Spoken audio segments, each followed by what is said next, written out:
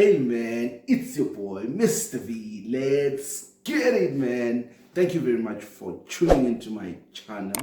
Thank you for watching my videos while we're on it. Please subscribe, man. Help a brother out. Like, share, hit the notification bell so that you may be notified every single time I post up those videos, right? Anyway, let's get into it, man. We don't want to waste time. Looking at the week, right? I know there's two main things that I'm going to talk about. It's mainly the Riky passing. Obviously, it is unfolding now.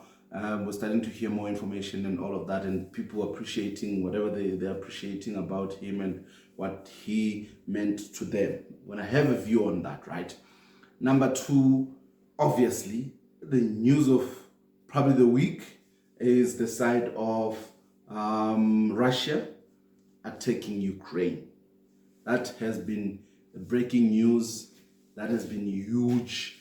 People are anticipating world war. People are preparing themselves. They're moving up and down and. It's massive. It's huge. But hey, this is the world that we live in. In fact, I am a Christian man. I know that the Bible prophesies these things. This is me, right? My own side. Anyway, put that aside. Let's focus for a second on Rik's passing and what has been happening after. I know that a lot of people have been appreciating what he has done for them. They've been appreciating how much of a contribution into their lives, into who they are today, he has been, especially celebrities, right? I saw Big Zulu also made a tribute song to him. I also saw a freestyle by, what's his name now? I wanted to say Do Me and the Volume, but he no longer goes by Do Me and the Volume. He goes by, flip man, I'm forgetting his name. But yes, that brother. He had a freestyle where he did put him in there in his lines and so forth. And it's good to appreciate these people, right? It's good to appreciate our dear departed. But also, I think it's bad that we do it when they are now balancing. Then they're balancing the soil with their chest, like when they're no longer here, right? I think because they've done so much best, we should have been able to appreciate them when they were still alive. Perhaps they wouldn't even have thought of doing it, right? And I am looking at a lot of guys who changed the game that we may not like in whatever way, but let's look at the contribution that they have been onto the music industry or the media in general. I mean, if you think about a Casper Nyovest, he's done things that no other rapper, in fact, a musician has done, right? He showed them how it's done. Filled up the Dome, he filled up Orlando, he filled up FNB, he filled up Moses Mabhida, he went and filled up the stadium in Northwest, I think, forgot the name. But him as the primary act, a local act, that is unheard of. Yes, there may be sponsors of whatever nature, but the fact that he achieved that, you cannot take away that from him. He did something that no other musician has done. I know that Dr. Tumi filled up the Dome, but this was after he had done it and showed that it's done. It can be done. And it's something that nobody will ever do because the Dome is no longer there, right? It's not there. You're not going to be able to do it. But can we just appreciate our talent while they can still smell those roses? That's me. That's what I'm saying. Because the more we do these things after, it sounds very much to me like we're happy to see them depart, and then we can talk about them for likes, for views, for whatever, right? But I do appreciate the fact I saw Casper Nyovest did perform one of his songs. I think he was doing Freshers Ball at Wits University. I don't know, I think it's Wits or UJ, one of the two. But he did perform his song just to remember him.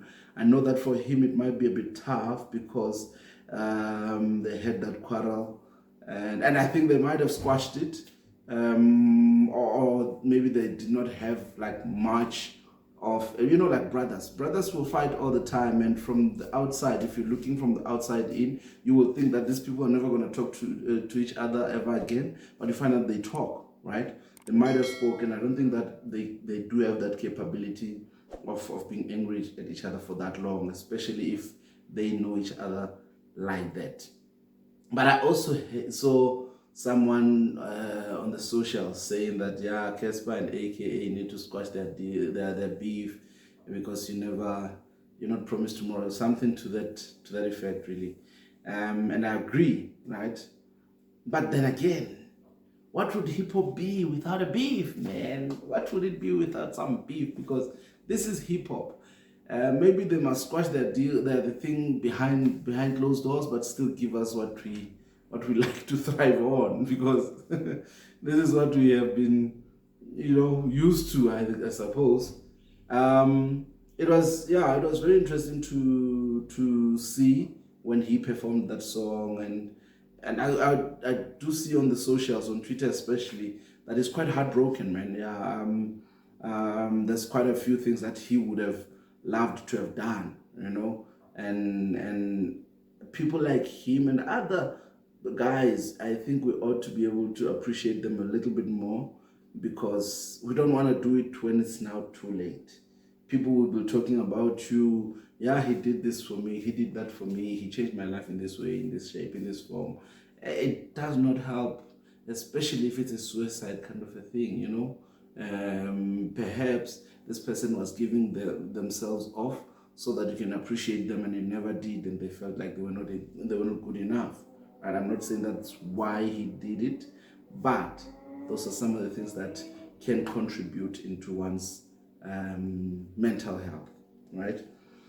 But anyway, we move from that. So we whisk on. This Russia and Ukraine thing, when it started, I had a view. I was like, no. Russia can't do this. Russia cannot go and fight Ukraine in innocent country. They sitting down, they're not bothering anyone, they're not doing anything with anyone. And I held that view strongly, right? To a point of feeling like, okay, President Vladimir Putin will have this and that and the other. I remember I was chatting to a friend of mine and we were debating about it, but we agreed on certain things. This was before I got the other side. And then I sat with someone, and then they gave me the other side, which was very interesting, I must say, for me. It was quite unique, and I think the books of history may want to not attend to that, because obviously narratives and all of that stuff, right? And this one said, if you look at it, Ukraine, Russia, I think, and a host of other few countries, not even a whole, just a few countries, they made part of the Soviet states, that side, right, of Russia. Russia was the bigger brother of some sort in that whole thing. And they got to a level where, I think this was after World War, where Russia lost a lot of people in that war. Right? They lost more than Ukraine. So the agreement after that was that we are not going to be part of, I think it is the UN, but one of these organizations that are set up by the United States and all these other countries from the West. They're not going to be part of that, because those guys, all they want is to take over what they have. This is how it was agreed upon. And they said they're not going to be, and if they do, then they must do something about it, because I think the fact that now Ukraine is part of that kind of a setup, they feel like they can send their troops into Ukraine. And remember, Ukraine is a neighbor to Russia, which they can attack Russia from there, and things can be very sour very quick, right? So hence, Vladimir Putin said that he needs to disarm the army. And I think it might be in an agreement that they have. It might have been signed on the agreement to say, okay, should this happen, should we feel like you guys are doing this, then we can go ahead and disarm you, right? Because we are trying to maintain that which we agreed upon. And obviously, Russia having lost more people, they felt that Ukraine needs to be on their side no matter what, because they were fighting not only for themselves, but for Ukraine as well, right? And to be quite honest with you, from that angle, from where I'm seated, it's like if you and I say we're going to war with X, right? You're taking your family, I'm taking my family, we're heading on there to X, and then we're going to murder X and his family members and so forth and so forth. And we win the war. If it happens that we come back with a victory, but I am a loser of more people. So if I've got 4 kids, I'm coming back only with 1. You've got 4 kids, you're coming back with 4 or 3. You are in a better position than me. You can cry, but not as much as I can cry, right? And this was the agreement. And I say apparently because I did not hear it from the horse's mouth. I heard it from someone who happens to know this thing a little bit. So that portion says that, okay, that means you have turned against what we had agreed upon if you are going to sign with the very person that at one stage you were fighting against, you know. So I think that's where the fight started, obviously back in 2014, I think, or 2011, 2012, 2013, 14, somewhere there. And I know that a whole host of other countries spoke. No, France spoke, the Prime Minister there, England has spoken, the Prime Minister, President Joe Biden, you know, and other leaders, right? Secretary General of the UN as well. Yeah, there's a couple of Secretary Generals who have spoken from different organizations, including our own minister here in South Africa who spoke against Russia and what Russia is doing. And I'm like, hold up. I think we should not involve ourselves into matters that don't have anything to do with us just yet. I understand that our previous president had a relationship with Vladimir Putin. I understand that our current president is more aligned with the West than anything, right? However, though, I think that you must be in a position to not redirect those missiles that are going the Ukraine route. I don't know. I know someone was saying, yeah, our army, they always drinking, hitting, smoking happily and all that, so they would not be able to fight. I don't agree with that. I know someone who is a captain there, and those guys' training is very intense.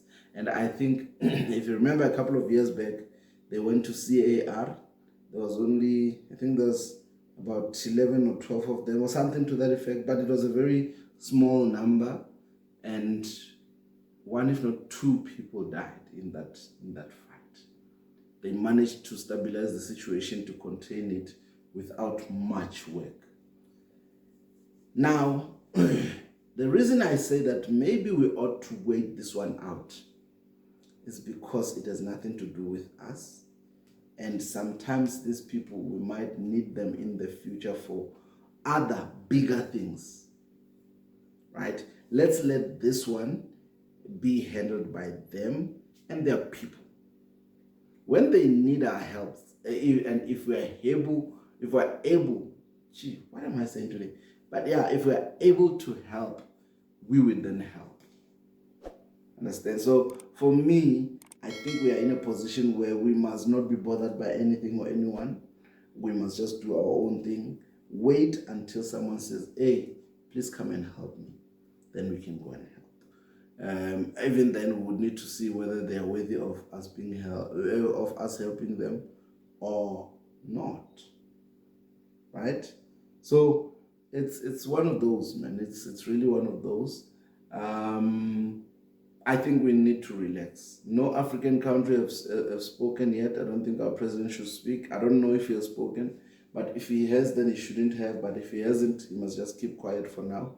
We want to see where this thing is going. I think what the minister, I think it's Minister Naledi Pando or one of the two, Naledi Pando, who spoke, right? Just to try and speak against Russia. I don't think that was the wisest of moves that one could have taken or made. But I think we must just wait it out. We must relax. We must not go asking for wars that we might not be able to win, don't even know where it comes from, and so forth. It's really not worth it for now, at least. But yeah, man, I don't think there's anything else that I had except the news of Riky, and obviously the news of Ukraine being attacked by Russia, right? I do think that it might still escalate this thing. This Russia and Ukraine, it's still going to escalate quite a bit. I anticipate the escalation. But I suppose people who know, they know. Big people who are supposed to know certain things, they know that, okay, this is how you do, this is how you handle it. Boom, boom, boom, you know.